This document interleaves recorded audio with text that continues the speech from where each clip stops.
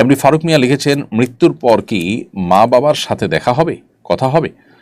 উত্তর হলো যে যদি উভয় জান্নাতি হন তাহলে তো দেখা হবে ইনশাআল্লাহ। আল্লাহ তাআলা কোরআনে কারিমে বলেছেন, ওয়াল্লাযীনা আমানু ওয়াত্তাবা'আতহুম যুররিয়্যাতুহুম বিঈমানিন আলহাকনা বিহিম যুররিয়্যাতাহুম ওয়া মা আলাতনাহুম মিন আমালিহিম মিন শাইইন কুল্লু ইমরিইন বিমা কাসাবা রহিন।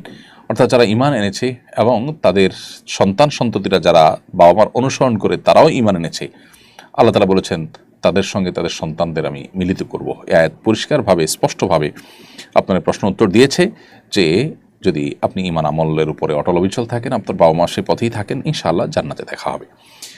হাসান এআইডি থেকে আপনি লিখেছেন, ছেলে হয়ে মেয়েকে টিউশনি করালে কি গুনাহ হবে? আর ছেলে ছাত্রের টিউশনি করলেও যদি ছাত্রের মায়ের সঙ্গে নিয়মিত যোগাযোগ করতে হয় তাহলে সেটা কি গুনাহের অন্তর্ভুক্ত হবে কিনা? আপনি প্রাপ্তবয়স্কা মেয়েকে কিংবা প্রাপ্তবয়স্ক হওয়ার কাছাকাছি যেটা দেখতে প্রাপ্তবয়স্ক হওয়ার মতো হয় সেরকম মেয়েদেরকে পড়ানোটা আপনার জন্য গুনাহের কথা। যদি পর্দার মধ্যে রেখে পড়াতে পারেন এবং অন্যান্য মেয়েদের সাথে পড়ান এবং সেক্ষেত্রে ফিতনা থেকে আপনি নিজেকে সেভ করার জন্য শত চেষ্টা করেন এবং আপনি টিকে থাকতে পারেন, তাহলে সেটা করতে পারেন। কিন্তু পর্দার বিধান লঙ্ঘন করে যদি পড়ান সেটা গুনাহের ব্যাপার হবে। আর শিক্ষার্থীর মায়ের সাথে, ছাত্রীর মায়ের সাথে যোগাযোগ করার যে ব্যাপারটা, সেটাও প্রয়োজন যতটুকু হয় ততটুকু। ধরুন টেক্সট মেসেজ আদান প্রদান করার মাধ্যমে প্রয়োজন পূরণ হতে পারে তাহলে সেটুকু করবেন।